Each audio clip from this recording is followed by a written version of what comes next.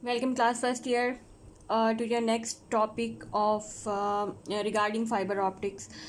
So our next topic of discussion is principles of fiber optics. Like कि हमें पता हो कि किस तरह से लाइट ट्रैवल करती है या प्रोपिगेट करती है थ्रू फाइबर ऑप्टिक्स केबल्स और फाइबर ऑप्टिक्स में से। तो अब अगर अभी जो सबसे इम्पॉर्टेंट चीज़ है सबसे पहले समझने वाली वो ये कि हमें ये पता होना चाहिए कि किसी भी ऑप्टिकली ट्रांसपेरेंट मटेरियल में से या किसी भी मटेरियल जिसमें से लाइट पास करती है मटेरियल इज द स्पीड, वो किस स्पीड से पास करेगी, eight which light travels, light जिस स्पीड से ट्रैवल करेगी विद इन द मटेरियल। सबसे इम्पॉर्टेंट बात यही है कि किसी भी मटेरियल में से लाइट किस स्पीड से पास करेगी, ये हमें सबसे इम्पॉर्टेंट चीज़ पता होनी चाहिए। और ये किस पे डिपेंड करती है? Refractive index of the medium के ऊपर डिपेंड करती है या refractive index of the material के ऊपर डिपेंड करती है। आप देखें कि हमने अभी तक जो स्पीड ऑफ लाइट कैलकुलेट की थी वो एयर में से की थी। वाटर में से स्पीड ऑफ लाइट चेंज होगी, कोई और मीडियम है, ग्लास है, स्पीड ऑफ लाइट चेंज होगी। तो ये इम्पॉर्टेंट है कि हमें पहले ये पता हो कि जो मटेरियल हम इस्तेमाल कर रहे हैं उसमें से वेलोसिटी ऑफ लाइट कितनी होगी। और ये किस पे डिपेंड करता है? Refractive index of the material पे डिपेंड करता है। तो रिफ्रैक्टिव इंडेक्स को हम डिफाइन कैसे कर सकते हैं? एन से इसको रिप्रेजेंट किया जाता है। Merely it is the ratio between velocity of light in the velocity of light in the air to the velocity of light in that other medium और मटेरियल। तो मतलब कि ये रेशो है कि velocity of light in the air कितनी होगी और उसके साथ दूसरा जो भी आप मीडिया यूज़ करेंगे उसमें वेलोसिटी ऑफ लाइट कितनी होगी, दोनों का रेशो लेंगे तो ये उस मीडियम का रिफ्रैक्टिव इंडेक्स आ जाएगा। तो अगर हम देखें इसके बाद जो नेक्स्ट चीज़ है वो ये है कि हमें ये मालूम होना चाहिए कि लाइट जब भी एक मीडियम से दूसरे मीडियम में ट्रैवल करती है तो वो किस तरह से प्रोपेगेट करती है। फॉर एग्जांपल यहाँ पर मैंने एक फ़िगर बनाई हुई है और मुख्तलिफ लाइट रेज़ बनाई हुई हैं। ये फ़िगर जो है ये दो मीडियम्स को शो कर रही है। लाइट ग्लास में से, ये ग्लास भी हो सकता है, वाटर हो सकता है, कोई भी आप मीडियम ले सकते हैं। मैंने ग्लास लिखा है कि ग्लास में से जैसे ही एयर में दाखिल होगी या एयर में ग्लास में से एयर में दाखिल होगी तो ये कुछ इसकी इस तरह की सिचुएशन हमें नज़र आएंगी कि ये इसका जो हमें सेकंड मीडियम में रोशनी का वापस मिलना फर्स्ट मीडियम में उसके एंगल पे डिपेंड करता है।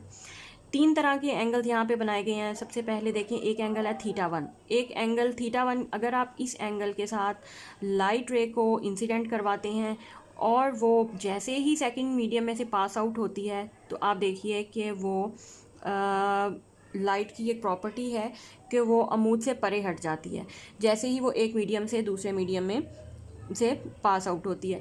तो ये देखें कि ये θ1 इंसिडेंट एंगल है तो θ2 आपके पास रिफ्रैक्टेड एंगल है और लाइट जो है ग्लास से एयर में गई है और ये आपको रे 1 नज़र आ रही है। अच्छा, अब हम एंगल को थोड़ा सा बढ़ा के देखते हैं कि अब किस तरह से हमें रे नज़र आएगी। अब थोड़ा सा एंगल को बढ़ा के देखिए, ये रेड कलर की जो रे है ये देखिए कि ये रे नॉर्मल या 90 डिग्री के एंगल पे रिफ्रैक्ट हुई है। तो यही बहुत इंपॉर्टेंट पॉइंट है। अच्छा, अब एंगल को मज़ीद थोड़ा सा बढ़ा के देखेंगे तो आप देखेंगे कि अब लाइट एयर में गई ही नहीं बल्कि वापस ग्लास मीडियम में वापस आ गई है। और यही वो प्रिंसिपल है जिसके ऊपर हम फाइबर ऑप्टिक्स केबल में लाइट ट्रैवल करती है कि लाइट को एक ख़ास एंगल से आपने इंसिडेंट करवाना है कि वो फाइबर ऑप्टिक केबल में से बाहर ना जा सके बल्कि वो उसकी वॉल से स्ट्राइक होकर वापस उसी मीडियम में रहे, ग्लास के अंदर रहे और इसी तरह से ये प्रोपेगेशन का सिलसिला चलता रहे। तो क्लास ये एक बहुत यहाँ पे इम्पॉर्टेंट पॉइंट है कि ऐसा इंसिडेंट, लाइट रेस का इंसिडेंट एंगल जिस पे रिफ्रैक्टेड रे 90 डिग्री के एंगल पे रिफ्रैक्ट हो जाए वो एंगल क्रिटिकल एंगल कहलाता है। और ये बहुत इंपॉर्टेंट है क्रिटिकल एंगल का याद करना क्योंकि आगे हमारा सारा वर्क क्रिटिकल एंगल के ऊपर होगा। तो और इसके अलावा आपने स्कूल फिज़िक्स में एक फार्मूला पढ़ा होगा, Snell's law about the refractive index of the two media के रिफ्रैक्टिव इंडेक्स का ये फार्मूला है। अगर फॉर एग्जांपल आपके पास टू मीडियम्स हैं तो इनके रिफ्रैक्टिव इंडेक्स को हम इस तरह से लिख सकते हैं, n1 sin θ1 n2 sin θ2 according to Snell's law. आप इस तरह से इनको लिख सकते हैं। अब इसमें थीटा N1 और N2 रिफ्रैक्टिव इंडेक्स हैं एयर और ग्लास के, और θ1 और θ2 वो एंगल्स हैं जिन पे हमारी रेज इंसिडेंट हुई हैं और दूसरी तरफ हमारे पास रिफ्लेक्टेड हुई हैं। अब आप देखिए कि अभी मैंने आपको बताया कि हम θc की बात करते हैं क्रिटिकली, ये angle, because this angle is very important. तो N1 sin θc, θc is the angle at which θ2 becomes 90 degree, तो sin 90 डिग्री। अब वी नो दैट sin 90 तो 1 होता है, तो N1 sin θc equals to N2, या यहाँ से हम निकाल सकते हैं sin θc equals to N2 over N1। मतलब कि अगर हमें दोनों रिफ्रैक्टिव इंडेक्स की वैल्यूज़ पता हैं तो हम आसानी से क्रिटिकल एंगल की वैल्यू फाइंड कर सकते हैं। और यहाँ पे क्योंकि हम एयर और ग्लास यूज़ कर रहे हैं, आप दोनों की वैल्यूज़ पुट करें, ग्लास एयर बाउंड्रीज पे दोनों की वैल्यूज़ पुट करें, एयर के 1 और ग्लास की 1.5 दोनों की वैल्यूज़ पुट करेंगे तो हमारे पास θc की वैल्यू आ जाएगी 41.8 डिग्री। तो अब this is very important to know कि क्रिटिकल एंगल अगर आपके पास आ गया है तो अब हमने अपनी जो इंसिडेंट रेज है लाइट की वो इस एंगल के ऊपर ट्रांसमिट करवानी है या इंसिडेंट करवानी है फाइबर के अंदर, ताकि वो अंदर ही अंदर रिफ्लेक्ट और रिफ्रैक्ट हो, बाहर वो रेज बाहर ना आ सकें। तो ये बहुत इंपॉर्टेंट था जानना। Let us now assume that the glass is formed into a long round rod। अब हम वो ग्लास जो शीशा है जिसमें से लाइट को हमने पास करवाना है उसको मैंने एक रॉड की शक्ल दे दी है, ताकि हमारे जहन में एक इमेज बन जाए कि किस तरह से फाइबर ऑप्टिक्स केबल्स होती हैं। We know that all the light rays striking the internal surface of the glass at angle of incidence। अब हमें ये बात पता है कि कोई भी लाइट रे जो 41.8 डिग्री के एंगल से बिगर एंगल पे टकराएगी वो इससे बाहर तो कहीं नहीं जा सकती। और यही चीज़ को रिप्रेजेंट करने के लिए मैंने ये फिगर यहाँ पे बनाई हुई है, ग्लास रॉड की शक्ल में फाइबर ऑप्टिक्स को बनाया हुआ है, और इसमें मैंने 4 रेज बनाई हैं। आप देखिए कि पहली रे जो है ये क्रिटिकली लेस है क्रिटिकल एंगल से, तो आप देखें कि ये 1 रे फाइबर ऑप्टिक में एंटर होने के बाद वापस रॉड में वापस नहीं आती, बल्कि इससे बाहर चली जाती है, बाहर निकल जाती है। तो और सेकंड, थर्ड एंड फोर्थ रे ये सब क्रिटिकल एंगल या हायर एंगल्स पे बनाई गई हैं। तो आप देखिए कि जो सेकंड रे है रेड कलर की आपको यहाँ पे नज़र आ रही होगी, जैसे ही एंटर होती है ये बाउंड्री से टकराती है और वापस इनसाइड दोबारा ही अंदर आ जाती है, क्योंकि इसका एंगल क्रिटिकल एंगल से ग्रेटर होता है। तो इसके बाद ये अपना ट्रांसमिशन इसी तरह से कंटिन्यू करती है और दूसरी तरफ आपको पूरी इन्फॉर्मेशन के साथ वापस मिल जाएगी। रे 3 भी इसी तरह ही ट्रैवल करती है, और रे 4 एक एक्सियल रे है, मतलब कि ये सेंटर में से ट्रैवल करेगी। Ray 4 is called an axial ray since its path is parallel to the axis of the rod, क्योंकि ये हमने पैरेलल रॉड के एक्सिस के पैरेलल बनाई है। Axial ray will travel directly down the straight and rigid rod, ये तो सीधा अंदर जाएगी और सीधा ही बाहर आएगी, तो ये बिल्कुल पैरेलल एक्सियल रे एक्सिस के साथ पैरेलल मूव करेगी। However, in a flexible glass fiber, they will be subjected to the laws of reflection। laws of reflection तो उस पर ज़रूर लगेंगे। तो ये कुछ एक ब्लॉक डायग्राम थी जिसके थ्रू अब आपको इमेजिन करने में आसानी होगी कि किस तरह से लाइट रेज जो हैं टोटल इंटरनल रिफ्लेक्शन के प्रिंसिपल पे ये ग्लास रॉड में से, आप देखिए कि इसको कहते हैं टोटल इंटरनल रिफ्लेक्शन, कि जितनी भी इंसिडेंट रेज थी वो सब की सब वापस इंटरनली रिफ्लेक्ट हो गई हैं और डाटा आपका लॉस नहीं हुआ। इसी तरह से यहाँ पर भी मैंने एक इंसिडेंट और रिफ्लेक्टेड बीम की डायग्राम बनाई हुई है, और यहाँ पे मैंने एक लाइट प्रोपेगेशन की एक ब्लॉक डायग्राम बनाई हुई है कि लाइट एंटर होती है तो वो टोटल इंटरनली रिफ्लेक्ट होती है और इसी तरह से हमें आउटर साइड पर मिल जाती है। तो this is very important first principle of reflection of light. The other one is continuous refraction, उसको भी जल्दी जल्दी देख लेते हैं।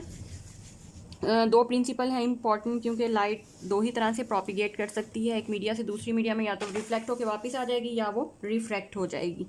तो अब सेकंड देखिए कि अगर रिफ्रैक्शन का फिनोमिना हम यूज़ करें कंटिन्यूस रिफ्रैक्शन, तो कंटिन्यूस रिफ्रैक्शन में जैसा कि नाम से ही जाहिर है कि हम कुछ ऐसे मीडियाज़ इस्तेमाल करते हैं जिनका रिफ्रैक्टिव इंडेक्स कंटिन्यूसली बदल रहा होता है। जब रिफ्रैक्टिव इंडेक्स कंटिन्यूसली बदल रहा है मीडियम का, तो हमें पता है कि रिफ्रैक्शन का प्रोसेस भी वहाँ पे बहुत फास्टली हो रहा हुआ होता है। तो इस मकसद के लिए जो फाइबर ऑप्टिक्स इस्तेमाल होती हैं मेनली वो दो पार्ट्स पे मुश्तमिल होती हैं। एक तो उसका इनर पार्ट होता है, वो कोर कहलाता है, और आउटर पार्ट से जो जुड़ा हुआ होता है आउटर पार्ट, वो क्लैडिंग कहलाता है। अब इनमें फ़र्क ये है कि कोर का रिफ्रैक्टिव इंडेक्स और होगा, क्लैडिंग का रिफ्रैक्टिव इंडेक्स और होगा। तो लाइट को मुख्तलिफ मीडिया के रिफ्रैक्टिव इंडेक्स के मुताबिक ही बिहेव करना पड़ेगा। तो इसमें भी हमारे पास दो आगे फर्दर इसकी भी टाइप्स हैं। There is another mode of propagation of light through optical fibres in which light is continuously refracted within the fibre for this purpose central core. अब अगर सेंट्रल कोर वाला आप इस्तेमाल करते हैं, एक दो मैंने अभी बताया पार्ट्स होते हैं सेंट्रल कोर या इसका रिफ्रैक्टिव इंडेक्स हायर होता है, आउटर पोर्शन का रिफ्रैक्टिव इंडेक्स कम होता है, तो क्लैडिंग जिसे कहते हैं। सच ए टाइप ऑफ फाइबर इस कार्ड, इस तरह की जो फाइबर है वो multi mode step index fibre कहलाती है। इसको मैं यहाँ लिख देती हूँ, multi mode step index fibre. और दूसरी तरह की एक और होती है, ये फिगर ए है, दूसरी तरह का एक और होता है कि आपको दो पार्ट्स तो उसके होंगे बट इंटरनल पार्ट में अलग से कोर नहीं बनाना पड़ता। ये इस तरह से है कि इंटरनल पार्ट में रिफ्रैक्टिव इंडेक्स ज़्यादा होता है, डेंसिटी ज़्यादा होती है, और जैसे जैसे आप आउटर पार्ट की तरफ जाते हैं तो डेंसिटी कम होती जाती है, क्लैडिंग की तरफ जाते हैं तो डेंसिटी कम होती जाती है। और इस तरह के फाइबर को हम कहते हैं मल्टी मोड ग्रेडेड फाइबर। तो फ़र्क ये है कि इसमें जब आउटवर्ड जाते जाते हैं रिफ्रैक्टिव इंडेक्स कम होता जाता है। इसमें कोर का refractive index for example N1 है तो क्लैडिंग का N2 होगा, और सिमिलरली ये सिलसिला चलता ही रहेगा। तो ये दो तरह के मल्टी मोड स्टेप और मल्टी मोड ग्रेडेड फाइबर का क्रॉस सेक्शनल एरिया आपको दिखाया गया है फिगर में। अच्छा, अब अगर हम बात करें कि किस तरह से कंटिन्यूस रिफ्रैक्शन का प्रोसीजर इसमें से होगा, तो उसके लिए हमें एक ब्लॉक डायग्राम बनानी पड़ेगी। इसमें भी देखिए कि हम ये तो एक क्रॉस सेक्शनल व्यू बनाया हुआ था, अगर हम इस फाइबर का ब्लॉक डायग्राम बनाएं तो इस तरह से इसमें लेयर्स की फॉर्म में जो रिफ्रैक्टिव इंडेक्स हैं डिफरेंट मीडियाज इस्तेमाल हुए हैं। फॉर एग्जांपल जो सेंट्रल पार्ट है, सपोज इसका रिफ्रैक्टिव इंडेक्स है N1, तो इसके दोनों साइड पर जो इस्तेमाल होगा वो N2, उससे नेक्स्ट वाला, क्योंकि चेंजिंग पूरा ही चेंजिंग है तो नेक्स्ट वाला N3, और सिमिलरली ये सिलसिला चलता ही जाएगा, यहाँ पे N4 होगा और ये सिलसिला चलता ही जाएगा। जितनी लेयर्स होंगी उतने ही रिफ्रैक्टिव इंडेक्स होंगे। तो अब लाइट किस तरह से इसके अंदर ट्रैवल करेगी। फॉर एग्जांपल अगर हम यहाँ से सेंट्रल पॉइंट से लाइट रे को एंटर कराते हैं, तो लाइट रे जो है हमें पता है कि जैसे ही सेकंड मीडिया में एंटर होती है तो वो अगर फॉर एग्जांपल डेंसर मीडियम से रेयर मीडियम में गई है तो वो अवे टू द नॉर्मल हो जाती है, बेंड हो जाती है। तो इसका मतलब है यहाँ पे अगर वो डेंसर से रेयर में जा रही है तो वो नॉर्मल से दूर रहेगी। फिर इसी तरह से N2 से जब वो N1 N3 में जाएगी उसी तरह से अवे टू द नॉर्मल, फिर इसी तरह से N3 से N4 में, और इसी तरह से ये सिलसिला जारी रहेगा। और आपको लाइट जो है पूरी की पूरी फाइबर ऑप्टिक्स के अंदर ही मिलेगी, रिफ्रैक्ट होने के बावजूद, डिफरेंट मीडियम से रिफ्रैक्ट होने के बावजूद वो सारी की सारी मीडियम्स के अंदर ही वापस आ जाएगी, मीडियम के अंदर वापस आएगी। तो इसका मतलब है कि आपके पास पूरी की पूरी वायर फाइबर ऑप्टिक्स में ही रहेगी, लाइट प्रोपेगेट करेगी through the procedure of continuous refraction, continuously refract करेगी लेकिन इस फाइबर ऑप्टिक से बाहर नहीं जाएगी। तो आप इससे ये होगा कि डाटा लॉस नहीं होगा सारे का सारा, थ्रू आप कंटिन्यूस रिफ्रैक्शन लें या टोटल इंटरनल रिफ्लेक्शन लें, दोनों प्रिंसिपल्स ही बहुत इंपॉर्टेंट हैं लाइट के प्रोपेगेशन के लिए। दोनों के थ्रू ही डाटा जो है वो लाइट फाइबर ऑप्टिक के अंदर प्रोपेगेट होता है। तो आज का हमारा ये लेक्चर इतना ही। Thank you for watching.